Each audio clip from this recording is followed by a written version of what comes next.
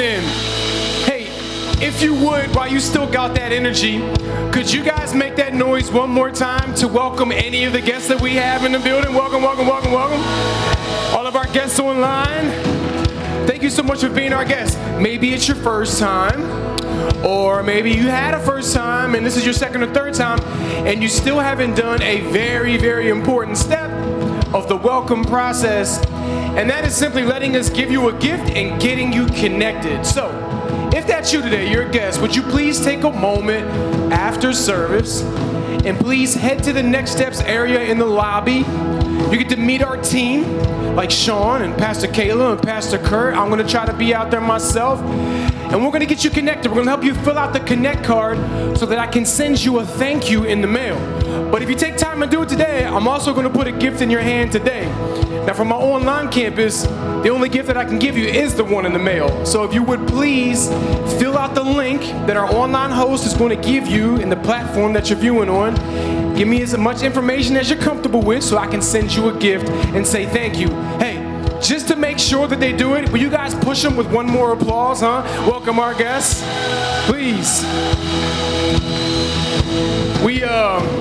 We have some more songs that we want to sing together. We sing a lot of songs in our worship services. And I'm going to pause that for just a moment because as you guys know, we are quickly approaching the holiday season, which either means you've already started listening to Christmas music or you're in a panic, but either way, they're here. So you might as well lean into it. For us, that reminds us that it is another very special moment coming up for us here at Lifehouse.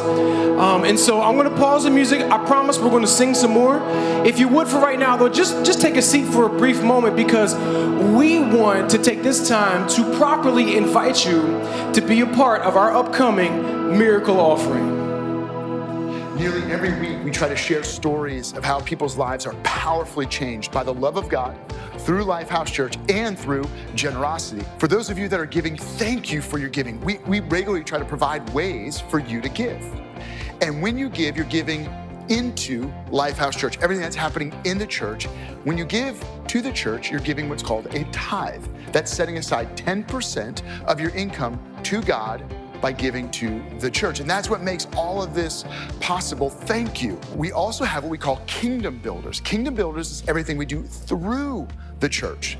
There's three areas for Kingdom Builders. It's our global efforts, our local efforts, and our future initiatives. Global, that's all the projects we have going on around the world. That includes global church planting, that includes our missions projects and missions efforts, that includes relief efforts. Local, that's everything we're doing in the For Our City campaigns, like addictions recovery and our response to human trafficking, poverty, homelessness, getting involved in foster care and adoption, all those different initiatives. And then future initiatives, that's our desire to raise up the future generation of pastors and leaders, as well as investing into the next generation of the church. We launched the Hagerstown Area Dream Center, an incredible initiative to have boots on the ground in our community, making a real and significant difference. Just now launching Reset Church in Frederick, just a mile from our Frederick campus. And we've got several other initiatives that are happening right now. Your giving is making a real difference. We invite people to give regularly throughout the year. But one time a year, we ask people to come ready to give. We're asking you to come ready to give the best gift you can give. And it goes toward Kingdom Builders. But it's this one special weekend, November 19th. Would you prayerfully consider how you can come ready to give your best gift? Not driven by guilt, but driven by a passion and a compassion to see lives changed and hearts transformed, believing that your generosity could be the seed of a miracle, because we're gonna give our best to God. And we know that when God shows up, miracle-sized things happen. So thank you for your generosity. Would you prayerfully consider coming ready to give again on November 19th? Please take that date down on your calendar as it's quickly approaching. The miracle offering is not only something that we ask you all collectively, that we give a lot of funding to. We also ask that it's something that you give a lot of prayer to, that you pray about what you can give, but also that you make this real, what we're doing with this funding, make it real in your heart and pray for these initiatives. Maybe there's some that jump out to you that you care a lot about them, pray for them. Everything that you saw that was a success story is because you prayed and you gave. So we're asking you to keep doing the same. Prayer is important to us. We don't do anything without prayer. Maybe today prayer is something that is reaching out to you today. Maybe you need to pray with someone today. What I'm going to do right now before we stand is I'm going to invite our prayer team. They're going to be on the sides of the room. This is where they are every service. They're available throughout this time. They're available even at the end of the service. If you would like to pray with someone today, please do that. Now I want to ask you if you would stand again and join us as we sing. We're going to sing about the name of Jesus, the name that gave all, the name that can save all, the name of peace, the name of Jesus.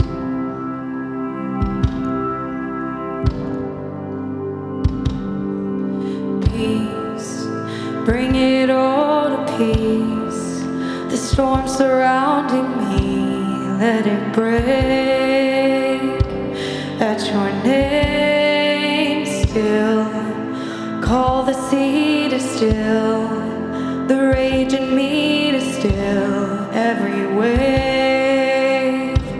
At your name, Jesus, Jesus, you make the darkness tremble. Jesus, Jesus, you silence fear. Jesus, Jesus, you make the darkness tremble. Jesus, Jesus. Breathe, call these bones to live, call these lungs to sing once again. I will praise Jesus, Jesus, you make the darkness tremble. Jesus, Jesus, you silence fear. Jesus, Jesus, you make the darkness tremble. Jesus, Jesus, Jesus, Jesus, you make the darkness tremble. Jesus, Jesus, you silence fear. Jesus, Jesus, you make the darkness tremble. Jesus, Jesus. Your name is a light that the shadows can't deny. Your name cannot be overcome. Your name is a light forever lifted high. Your name cannot be overcome. Jesus, Jesus, you make the darkness tremble. Jesus, Jesus, you silence fear. Jesus, Jesus, you make the darkness tremble. Jesus, Jesus.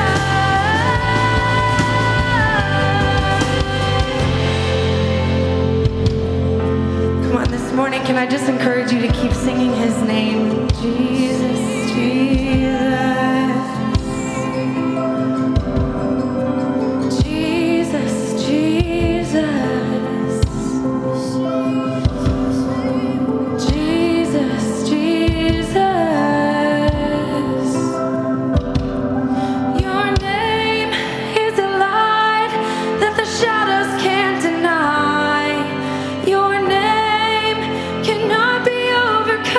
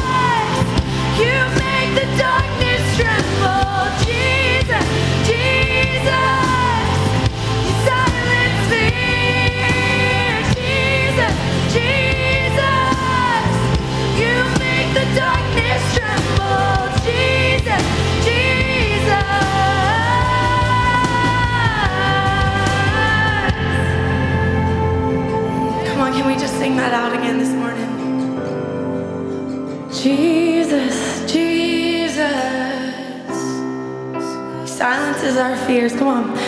Jesus, Jesus. Jesus, Jesus. One more time. Jesus, Jesus. Jesus, Jesus.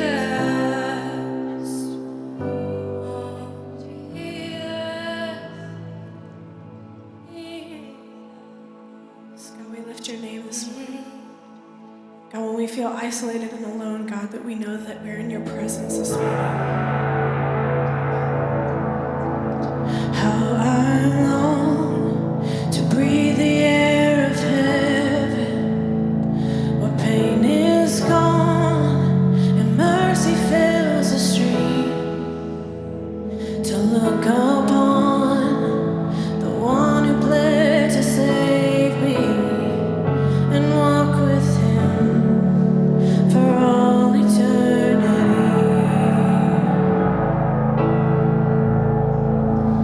There will be a day when all will bow before him.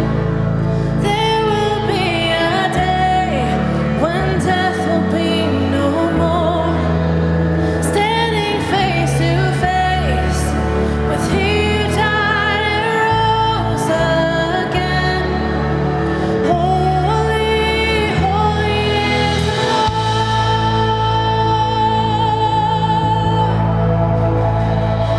And every prayer prayed in desperation, the songs of faith we sing through doubt and fear. And in the end, we'll see that it was worth it when he returns and wipes away our tears. There will be a day when all will bow before him. There will be a day when death will be no more. Standing face to face with he who died and rose again. Holy, holy is the Lord.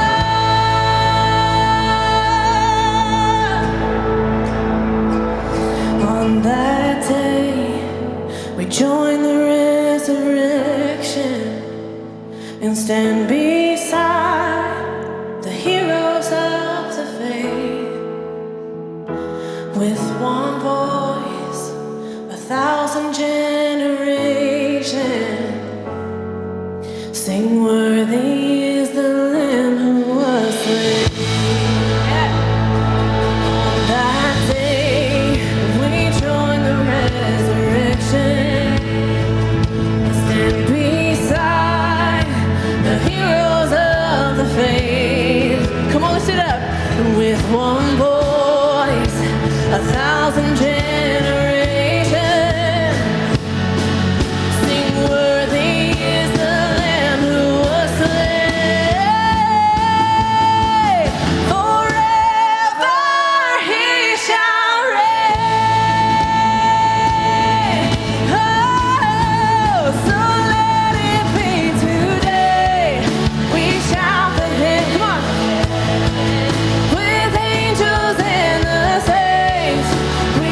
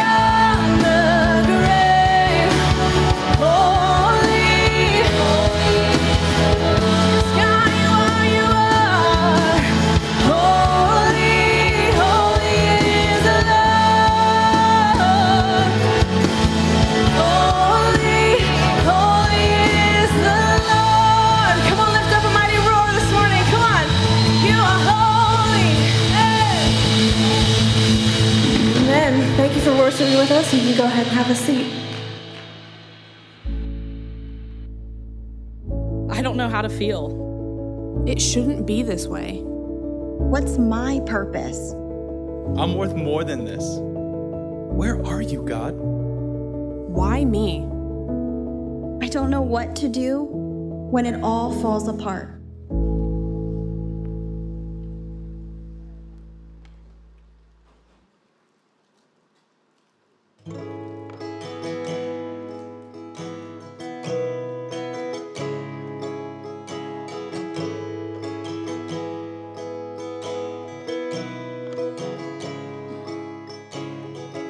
I have this thing where I get older, but just never wiser. Midnights become my afternoons.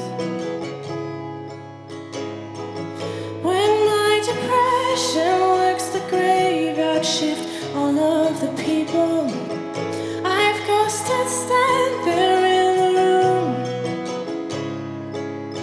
I should not be left to my own devices. They come with prices, advices. I end up in crisis.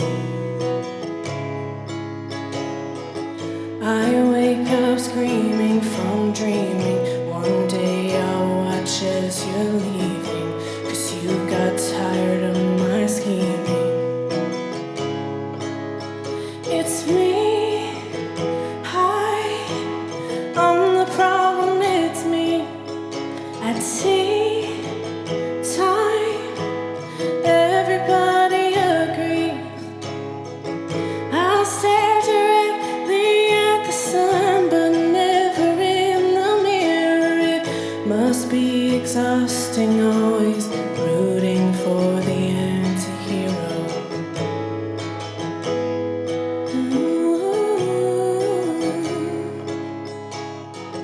Sometimes I feel like everybody is a little baby, and I'm a monster on a hill,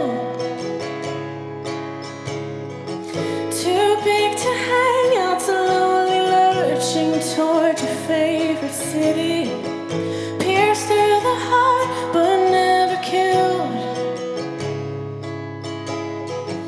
Did you hear my covert narcissism? My disguise is altruism, like some kind of congressman.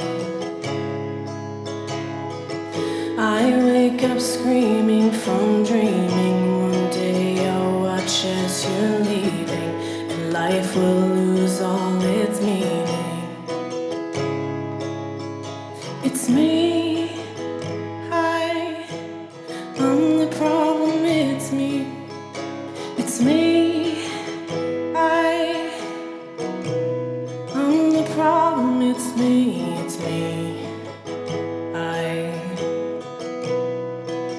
Everybody agrees, everybody agrees.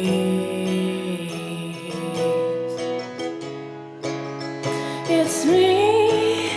Hi, I'm the problem, it's me. At tea time, everybody agrees. I'll stare directly at the sun, but never in the mirror. It must be exhausting, always rooting for the anti-hero. Ooh.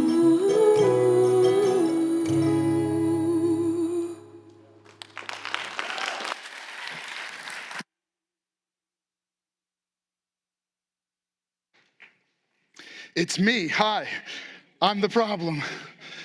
A song sung by some young lady who dates Travis Kelce, who plays for the Chiefs. Some of you are Swifties, and then some of you are, football fans, and so that's how you know them. But why would we as a church even cover this really, really famous song as she kicked off her, from the album, as Swift kicked off her Eras tour, which is some, hundreds of millions of dollars tour, which means clearly this song is really popular. It's me, hi, I'm the problem. And then she sings about how she sees herself among all these just like people that she's like, hey, they're all just wonderful people. Maybe I'm the monster lurching slowly, pierced through the heart. As she sings the song, if you see the music video, her kind of alter ego is pointing to a board that says, everyone will betray you. And if you listen to the whole song, later in it, she says that she imagines a day when her daughter-in-law murders her to get all her money. So when you hear it, you think, man, she might have some trust issues. A little bit. She might struggle with feeling used. People just want to take from her. But here's the thing about really famous songs.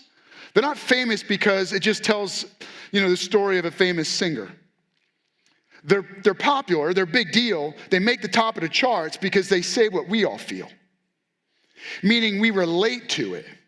When you're hearing it, you're going, yeah, it's me. Hi, I'm the problem.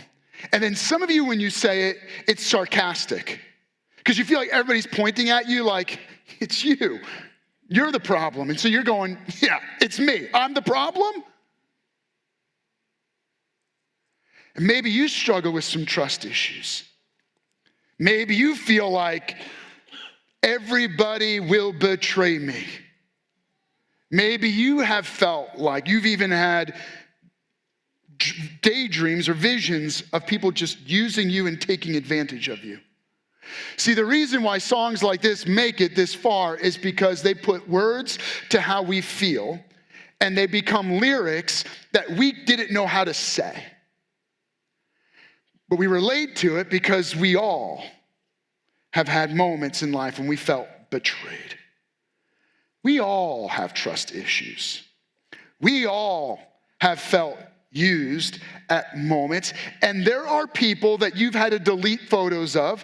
There's people that you've had to remove from your contact list. You've had to unfriend, unfollow. And when another one of your friends posts a picture and that person's face shows up on your feed, it's like you feel stung again. It hurts. Oh, and by the way, we live in a world that's incredibly divided. I mean, nations want to wipe other nations off the map. People hate to the point of willingness to murder and destroy and devastate. One group of political people, they don't just can't get along. I mean, they would literally want to wipe the other people off the map. I mean, we have a hard time with relationships, don't we? Is that at least the takeaway? Man, we're having a tough time with this. And it's not just some other country. It's right here in our home, in our backyard. And hurting hearts create hurting homes and hurting neighborhoods and hurting communities. And that's really what's at the heart of that song. And so I want to bring you to another poetically written story. It's included in the Bible, and you might not know this, so I'm gonna kind of quickly give you a background to it, but the Bible is written in two volumes, or in like two portions to it. The Old Testament, which is 39 books that make up the story of God and man before Jesus, or before Jesus shows up on earth. And then you have the New Testament, which is the arrival of Jesus and then the story of Jesus and the church afterward, okay? So the New Testament is 27 books, the Old Testament, 39 books. The Old Testament is broken up into law, history, and then wisdom literature, and then the prophets. This wisdom literature is written poetically, and like the lyrics to a song, it's not just about the author. Like, meaning the song isn't just like about Swift and what happened to her. She's writing, here's what happens to us. And similarly, when you get into this wisdom literature, specifically the story of Job, so in wisdom literature would be Psalms, Proverbs, but we got this story of not Job, but Job, who the story is, because it's poetic, it's not just about what happened to this guy Job, it's about what happens to us. So as I go through this, and as we go through this series on Job, that's what I want you to kind of hear, is this isn't just about him, it's what happens to all of us. So as we jump in, the story is set with, like, basically everything is great. You with me so far? It kind of opens a little bit like if I was reading a story to my kids at night. So we're going to read it kind of that way. In the land of Uz, there lived a man whose name was Job. This man was blameless and upright. He feared God and he shunned evil. You with me so far? And so it's poetically kind of storyteller written, like everything is going great. This guy loves God. He's got a great life. And kind of the most significant riches of his life is this. It's found in verse 2. He had 7 sons and 3 daughters. I feel like I can relate a little bit. I got 3 daughters and 3 sons, and I feel like that makes me the richest man on the earth. Like, that's the richest part of my life, my home. And that's Job. And then it goes on to just say how great everything is. And part of the reason it's great is because God protects him. God's surrounding his businesses. And so he's incredibly wealthy. He's got a great life. He regularly prays for his family. When his kids are getting together and they're going to have a big birthday celebration back, he stays home just to pray for his kids. Some of you know what I mean. Your kids are going off to college or they're going out for the night, and you stay back and you're half in tears, half in prayer. God, would you protect it? Help them make good decisions. Help them not to wreck their life and make a decision that they can't take back. Like, that's Job. Job's just kind of, he hurts for his family. He wants them to do what's right. He wants them to experience what's best. And then the enemy. So again, you're thinking about it like the way a story is written. And so he goes, the way it's written is like, then the enemy shows up and goes to God and tells God, God, the only reason why Job loves you and honors you is because everything is perfect in his life. If it wasn't perfect, he'd curse you. And in some very uncomfortable switch that's hard for us to explain, God says, okay, I'll allow you to devastate Job. Look, you think as a pastor I can explain this stuff? I've studied this. I don't know. You know what else I don't know? I don't know why it's hurt so much in your life. I don't know why marriages fall apart. I don't know why people die. I don't know why you got betrayed and rejected. Like, we don't have easy answers for that. And if there was an easy answer, you know what I think? I don't think it would be acceptable to us. Meaning, if I could give an easy answer for why all of the horrible pain in your life happened, you would not accept that easy answer. Because it's not that easy. So I love the fact that somewhere in here, there is no easy answer. In fact, this book is 42 chapters long, and never once does it provide the answer for why all these horrible things happen to Job, because his life just falls apart. His business collapses, all of his livestock, right? Because wealth in that time would have been like sheep and camels and cattle. They all get slaughtered or captured. The hundreds of people that work for him, all killed. Then this verse. 18. While he was still speaking, meanwhile, one of the messengers came and was giving a report of all the devastation. While he was still speaking, another messenger showed up and said, your sons and daughters were feasting and drinking wine in the oldest brother's house when suddenly a mighty wind swept in from the desert, struck the 4 corners of the house, and it collapsed on them, and they're dead. And I'm the only one that escaped to tell you. Job, I'm so sorry. You've lost everything. The next verses that I'm not going to unpack right now. Job rips his clothes. You get it. This is every parent's worst nightmare. He falls on the ground, and then he begins to cry and pray. And it goes something like this. God, I came into this world with nothing, and I know I'm going to leave with nothing. I'm going to worship you no matter what. I can't make sense of it, but I'm going to trust you no matter what. His wife hears this. She's lost everything. And you go to the next chapter and it says, his wife said to him, are you still maintaining your integrity? Like, are you kidding me? Curse God and die.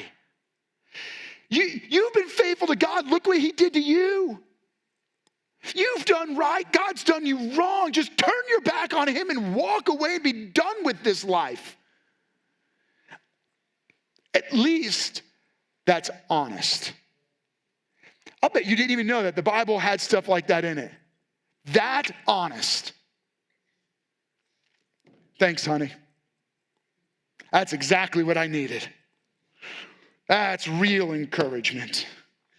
And then it goes from bad to worse. Now, here's the deal. In the book of Job, there's about 3 chapters that tell this story, and all of the rest of the book is conversation. It's the dialogue, which is pretty accurate to life.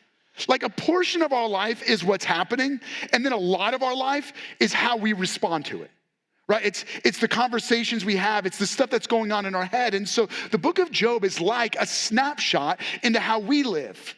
And so it's this story of this guy who goes through incredible suffering because there's a horrible evil lurking that's out to get us and devastates and destroys and leaves us destitute. And then it's all the stories about how we respond. And a lot of the response is a few of Job's closest friends who come to him while he's hurting.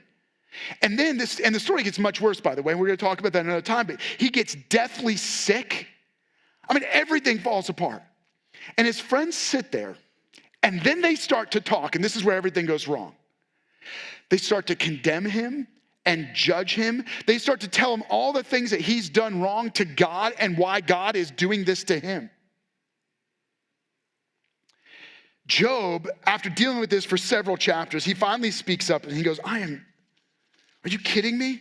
It sounds a little bit like it's me, hi, I'm the problem, except said in a sarcastic way, because what it feels like is all of his friends are saying, it's you, hi, you're the problem. And so in chapter 12, verse 4, he says, I become a laughing stock to my friends. Though I called to God and he answered, I'm a mere laughing stock, though righteous and blameless. He goes, this is not what I needed. In fact, if you jump ahead just a few more chapters, he kind of says this again. He goes, everything you're saying, because here's what the friends are saying. Job, you did wrong to God and God's taking it out on you. You mean you're being punished. You didn't have enough faith. You just need to trust God more. You need to go to church more. You need to pray harder. Like he's saying, they're saying to him, on behalf of God, all of the religious things. And Job speaks up and he says something like this. I have heard many things like this before. Meaning a lot of people talk the way you talk. I've heard all of this stuff before. You are miserable comforters, all of you. Again, this is really honest. Kind of like lyrics to popular songs. Just brutally honest, right? You miserable comforters. And then he really throws a jab. He goes, will your long-winded speeches never end? In essence, when will you shut up? Because he goes, don't you realize that part of what I'm going through is the grief cycle? Normal people, when they lose everything, they begin to bargain with God. They kick into denial. This can't be happening to me. They get angry. Look, I'm saying this not for Job's sake, not for you to understand this story, but for you to understand you. Maybe you've had in your life some miserable comforters, and what you need to be reminded of is that when you go through deep relationship hurt, when you've got great loss in your life, you're going to go through seasons when you try to bargain with God. God, if you do this, I'll do this. You kick into denial and try to pretend that it's not happening. You get angry. Sometimes you even get angry at God. One of the points of this story is that it's okay. God's big enough. He can handle your anger. Job fell into depression I curse the day I was born. It would be better that I had never been born. You know what? You know what's great about this? It's okay. God can handle you having moments when you can't handle yourself. God can handle the moments when you curse the day you're born. See, the point was he was in this grief cycle. And instead of his friends being there with him and for him, they judged him, condemned him, and they weaponized religion. But his response is this: I also could speak like you. If you were in my place, I could make fine speeches against you and shake my head at you. But now lean in, because a man who's lost everything is about to give his friends some counsel on how to comfort him.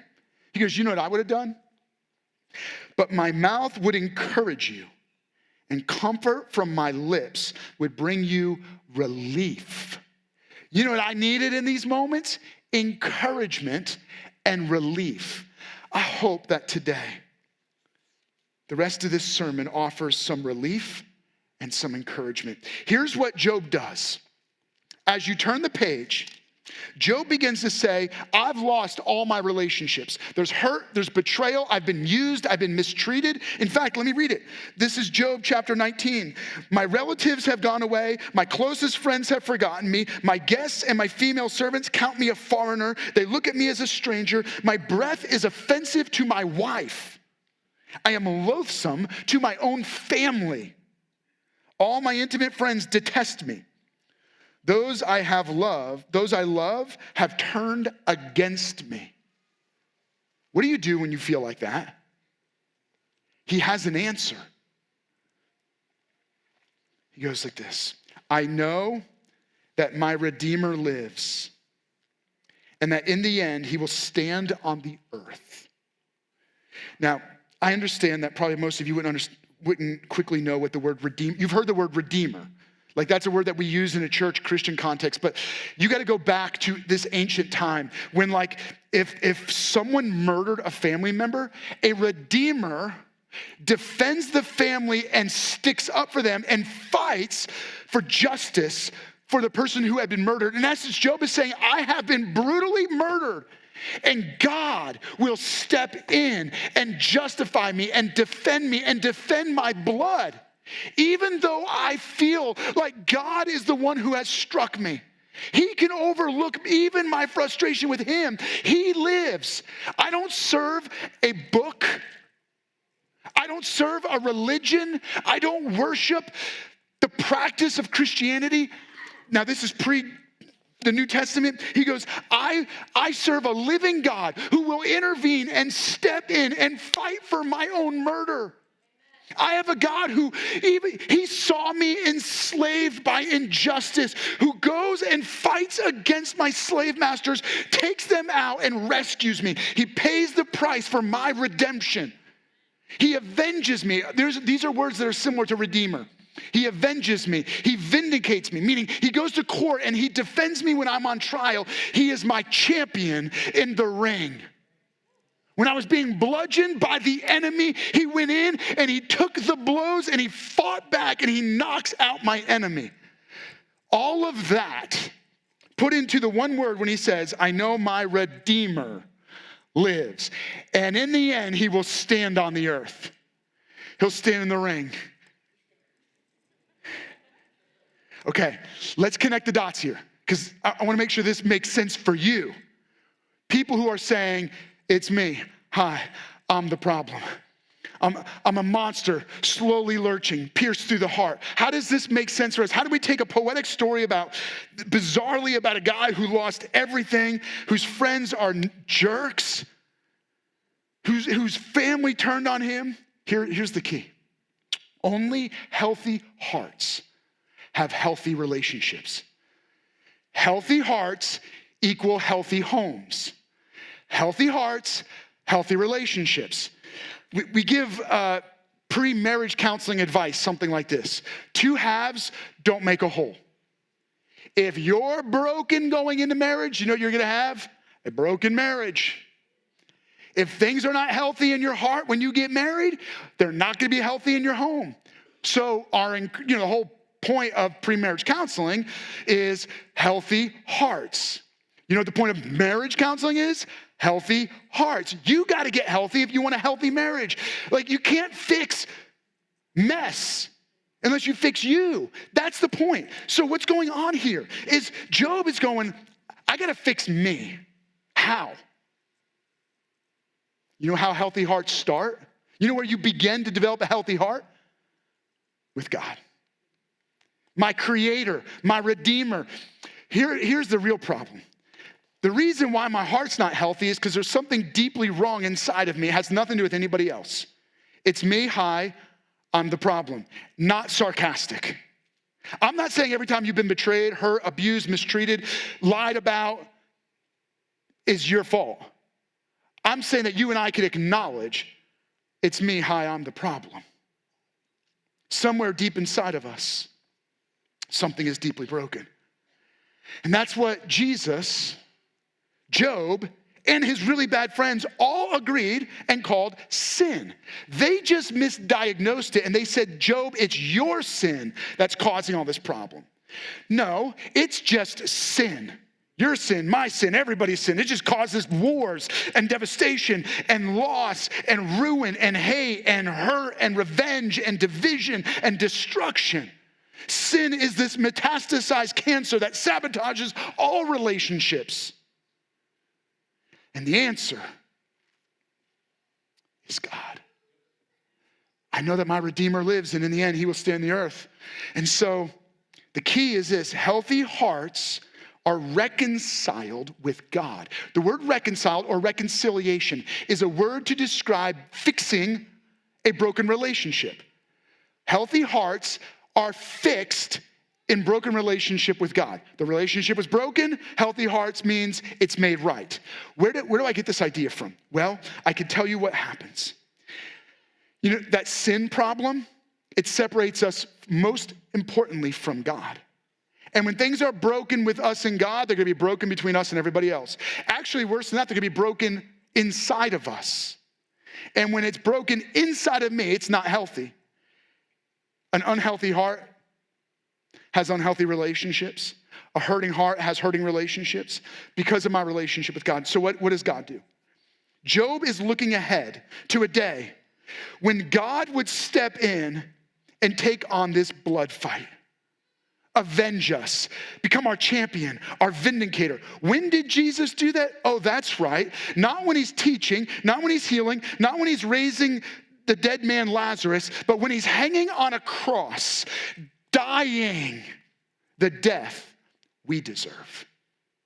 And as he's hanging, if you jump ahead to the Gospel of Matthew, chapter 27, verse 45, it reads this way: about the 9th hour, Jesus cried out in a loud voice, Eli, Eli, lama sabachthani, which is translated or means, my God, why have you forsaken me? Jesus forsaken so that you could be accepted. Jesus rejected so that God the Father would look at you and say, welcome home. Jesus took on our curse, our sin, our judgment, and the Trinity was ripped apart in a moment. The perfect union that God the Father has, because we only believe there's one God, right? One God who is three persons, revealed in three persons. Does that make sense? No, it doesn't. It's a mystery. We can't even understand God. And that's kind of good, because if you could understand God, then it's not God. Okay, so you're part of a cult if they think they can perfectly explain God. Here, we acknowledge we don't get it, but we can tell you the Trinity is one God, three persons, and in a moment, Jesus cries out, my God, why have you forsaken me? Meaning there's a tearing in heaven. Heaven itself is being cut apart as God the Father is separated, rejecting, cutting off Jesus. Why? Because of you and me. Jesus saying, I'll take your sin. It's me. Hi, I'm the problem. I'll absorb all of your pain, all of your suffering, all of your shame, the eternal judgment you deserve. I'll take it all on myself. And Jesus died in our place. What's the point? That's what it cost for you to be in right relationship with God, reconciled. Jesus paid the price. You can't earn it. You don't deserve it. You don't work for it. God did all the work. He stepped from heaven to earth to redeem us. He stepped into the blood feud. He stepped into the ring. You were not just bloodied, you were laying dead on the boxing ring floor, and Jesus stepped in and he took on your death. He took on your sin judgment and died in your place. And then the champion got back on his feet, resurrected from the dead, victorious over sin, death, and eternal judgment. Wow. The horror of the cross only makes sense when you think about it through the lens of that's how much it cost to bring you into right relationship with God, to fix what's broken. When healthy hearts are reconciled into relationship with God, something amazing begins to happen. If you jump just further ahead, the story of Jesus to the church, the Apostle Paul writes 2 letters to the church in Corinth. In his second letter, chapter 5, verse 18, he's talking about this very idea, and he says it like this: all of this is from God, meaning it's a gift, who reconciled us to himself. How? Through Christ, and gave us the ministry of reconciliation. So everything we have, we got from God, who did all of the work. But when he did the work, he gave you the gift, the ability to reconcile relationships with others. Okay, you following me so far? That God was reconciling the world to himself in Christ. God was making all broken relationships right through Jesus. The cross is what heals. You know what would heal the Middle East? Jesus. You know what's going to heal the partisanship in our nation? Jesus. You know what's going to heal your home?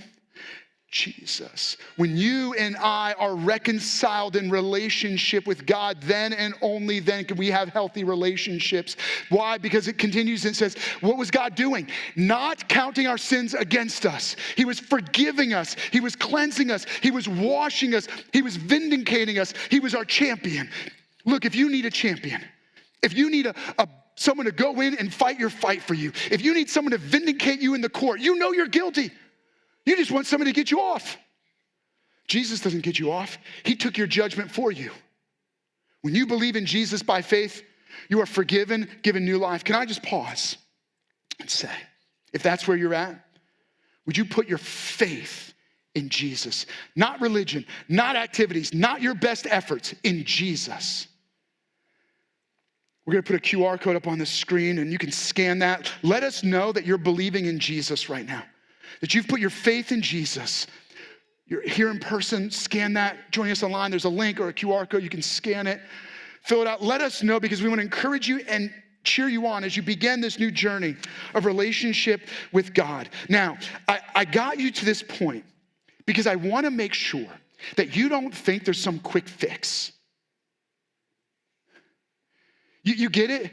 Your healthy heart cost Jesus everything. That's the extreme he had to go to in order to heal you. What did the Apostle Paul say in 2 Corinthians 5, verse 19? He was at work through Jesus, reconciling the world to himself and giving us the gift of reconciliation. As you're healthy, you make others healthy. Do you know that's how the story of Job ends? Listen to this. The end of Job, God tells Job to pray for his friends who have been kind of like jerks. And Job prayed for his friends, and the Lord restored his fortunes and gave him twice as much as he had before. As Job prayed for others, his life began to transform. There's a principle there. All his brothers and sisters and everyone who had known him before came and ate with him in his house. There was healing in his home. They comforted and consoled him. It's interesting. As God transformed his heart, he opened his home, he was able to pray for people, and as they came in, they brought healing to him as well. Here's the connection. Healthy hearts heal relationships. Start with a healthy heart. Your heart needs to be healthy. You need healing. And as you experience healing in your heart, relationships will begin to heal. I'm not guaranteeing you everything is going to go back to the way it was. In fact, I can guarantee you it won't. But I can guarantee you this. If your heart will be healthy with God, reconcile with God, he will begin to clean your heart. He'll begin to heal your heart. He can forgive. And then what he gives to you, listen to me. What he gives to you, he gives through you. He forgives, and he forgives others. He heals your heart to bring healing to hearts. Let me give you a couple quick lessons, because I want to make sure you don't miss this. You know what Job's friends didn't do? They didn't just show up and be present. You want to bring healing to your relationships? Show up and be present. Just spend time with people. Another lesson. They talked a lot more than they listened. They argued, they judged, they condemned, and they spoke on behalf of God things that God was not saying. Don't do that. Listen longer. If a book was written about your interactions with somebody who you've got a broken relationship with, make sure that it's not an account of a lot of the things you said. Listen long. Let people bear their hearts, because as people bear their hearts, they bear their pain, their hurt. And when people share their hurt and their pain, they are inviting you into a sacred space. You know what sacred space means? It's where God is. When people share their heart and their hurt and their pain, they're inviting you to a place where God is present and you can bring God's presence. When somebody shares their hurt and their pain, then you can say things like this: how can I pray for you right now? What do you need to hear from God right now? Rather than you speaking on behalf of God things that God isn't saying, what does God want to speak to them through his word? Maybe there's a passage of scripture you can encourage them with. Maybe there's a song or some word that you know from your own encouragement, what you've received, that will be relief to them. Remember, encouragement and relief. So, how do we end this? It's a challenge. Give what you've been given. I know that you just hearing me preach is not going to fix your home.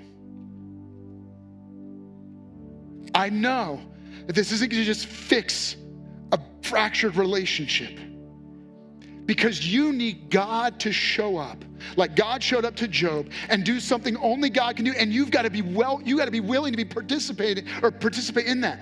Reconciling. So can I at the very least invite you to participate as we land this right now? How? I thought about it. I was like, I don't know. I'm just going to make it up. Okay? This is me being really honest, because Job is honest and the Bible is honest. So here's what I'm going to invite you to do. Would you close your eyes? Open your hands. Come on, you can do this with me. None of you are that hard-hearted. You can all do this with me. Turn your hands toward heaven. Come on. You need this. Think about the broken relationships, things that are not right, and we're going to give that to God right now. And here's what I'm going to do. You're going to repeat what I pray, and you're going to make it your prayer. Okay? So I'm going to say a phrase, and then you're going to repeat it out loud. Can we do that? Ready? Here we go. Dear Jesus, I need your help. Would you heal broken relationships in my life? Where there's hurt, would you bring hope? Where there's brokenness, would you bring wholeness? I I'm inviting you into my life, and what I receive, help me to give. Give me the gift of reconciliation so that I can have healthy relationships where Jesus is present. In your name, amen. That's a start. It's a beginning. Healthy heart, made possible through reconciliation with God. Healthy hearts heal relationships. Can I invite you to stand with me? And let's just, what we're gonna make this our declaration. We're not gonna end low, we're gonna end strong, saying, God, you're a God who holds it all together. You make the wrong things right. So let's celebrate this now.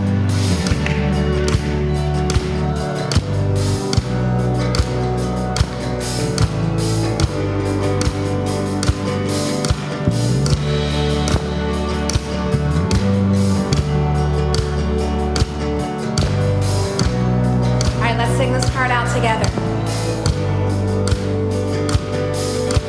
You come at the right time, when I least expect it, never behind.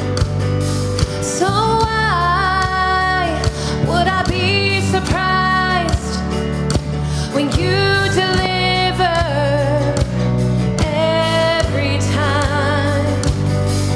On mountaintops, you stay the same. In valleys low, you never change. And I believe that I will see the goodness of the Lord. I'm confident as seasons change, your faithfulness remains.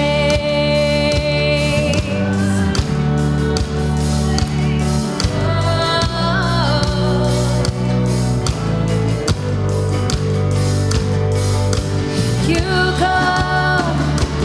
go before me to prepare a blessing. You make a way. It's more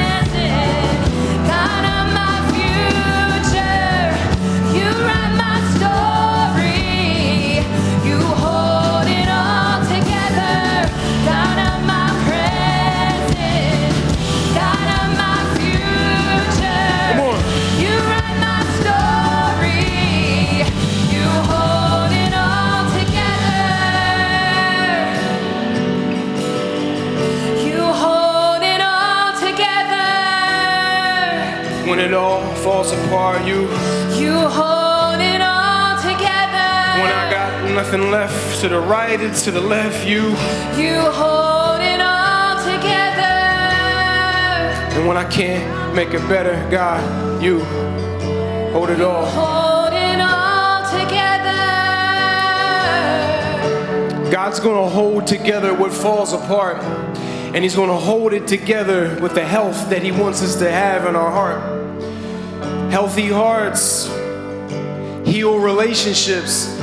Lifehouse, you know that we want you to have both a healthy heart and oh so very healthy relationships. And so, as we go today, I want to point you to tangible, actual resources for you to have healthy hearts and healthy relationships.